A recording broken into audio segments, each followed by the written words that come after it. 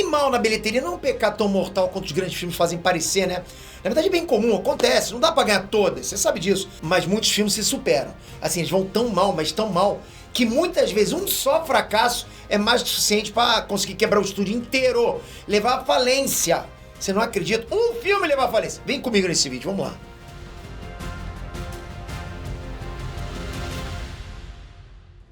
René Strandes, Peter aqui. Você deve estar achando estranho eu dizer que um fracasso comercial, tipo um filme com bilheteria ruim, já é o suficiente para levar um estúdio à falência.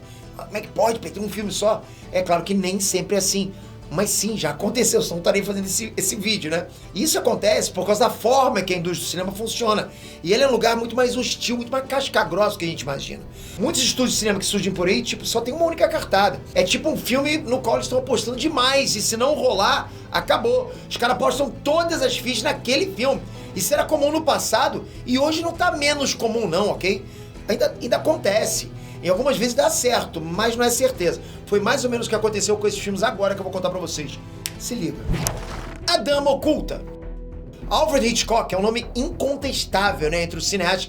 E a Hammer Productions também é muito conhecida, especialmente pelos filmes de terror. Só que os anos se passaram, e aí ao longo da década de 70, o interesse nesses filmes da Hammer, que incluía inclusive o Drácula do Christopher Lee, pô, das antigas, e aí esse interesse foi diminuindo. E aí com isso, a ideia do estúdio foi apostar em filmes ainda sérios, mas não mais de terror. Parecia que não ia ter erro. Um remake da Dama Oculta do Hitchcock era tudo que eles precisavam naquele momento. Só que deu ruim. A crítica não curtiu, nem o público, e a Hammer Productions declarou falência. Eles ressurgiram em 2007, mas é bem longe de ser o que fizeram antigamente. A Bússola de Ouro. A New Line Cinema sempre foi um estúdio mediano, ok? Os maiores sucessos deles é aqueles filmes antigos das Tartarugas Ninja. Vocês já se depararam com esses filmes aí. E também alguns da saga do Fred Krueger. Mas nada além disso, ficou basicamente nesse núcleo. Até a gente chegar no início dos anos 2000, quando eles foram uma das produtoras envolvidas na trilogia O Senhor dos Anéis. É claro que foi uma mudança de patamar e aquele realmente parecia ser o caminho. Tanto que a New Line correu para comprar a adaptação de outra saga literária, His Dark Materials. E em 2007 saiu finalmente A Bússola de Ouro, que tinha tudo para dar certo. Não deu. Pensa que eles gastaram 180 milhões de dólares só com os direitos de adaptação. E nos Estados Unidos o filme mal deu 70 milhões de dólares. Fora de lá eles tinham vendido a distribuição, ou seja, nada de bilheteria para New Line, que ficou no vermelho com certeza. E poucos dias depois, literalmente foi anexada pela gigante Warner. Looney Tunes de volta à ação. Esse filme especial, né?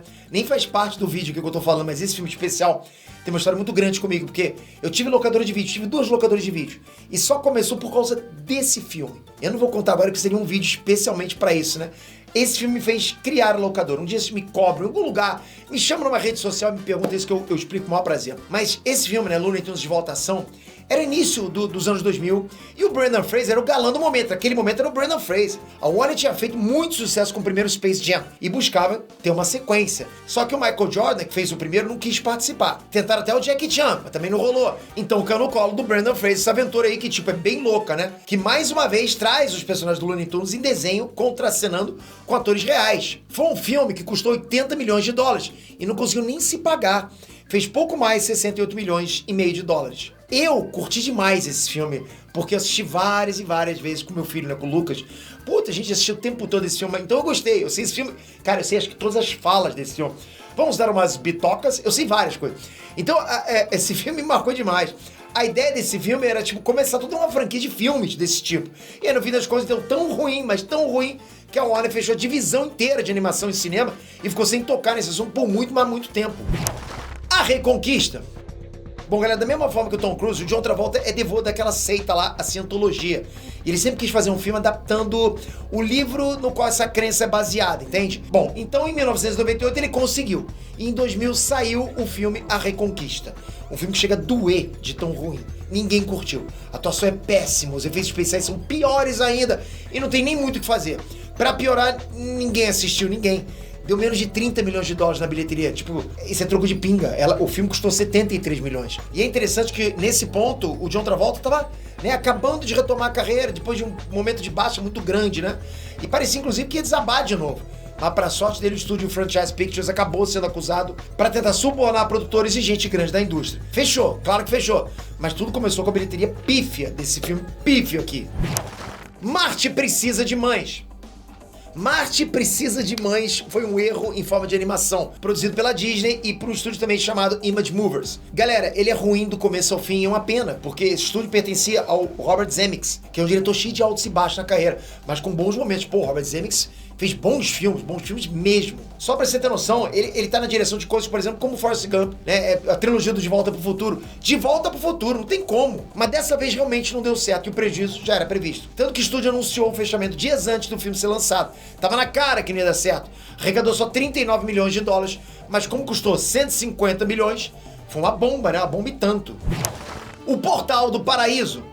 Nos anos 70, Hollywood passou por uma fase, assim, digamos, bem experimental, e os diretores tinham liberdade total para fazer o que eles quisessem. E é realmente uma fase experimental. Foi por causa disso que, em 1980, um diretor chamado Michael Cimino, que tinha sido indicado, inclusive, ao Oscar, né, do ano anterior, apostou no filme chamado O Portal do Paraíso, que era sobre uma disputa de terras do século XIX. Estaria tudo bem se esse não fosse um dos piores filmes já feitos nos Estados Unidos, com a crítica massacrando, batendo forte, e uma bilheteria de míseros 3 milhões. Galera, pô, 3 milhões de boa, não compra nem a casa nos Estados Unidos. E o filme teve um custo de 44 milhões de dólares. Sem brincadeira, esse filme é tão ruim, ficou só uma semana no cinema. Foi tirado de cartaz pela própria produtora, uma vergonha. Os caras do cinema, pelo amor de Deus, tira esse filme daqui, eu não aguentar mais. E o baque foi tão grande que não só o estúdio, o United Arts, foi incorporado pela MGM, como também dizem que os diretores nunca mais tiveram tanta liberdade em Hollywood, assim, tipo, não puderam fazer mais nada, tudo culpa desse filme. Superman 4, Em Busca da Paz. Olha, o primeiro filme do Superman, lá em 78, eu diria que é um marco, sabe? Mudou a forma como o cinema encarava os super-heróis. E dá pra dizer que criou o gênero filme de heróis. Aquele filme, pra mim, criou o que a gente conhece os super-heróis.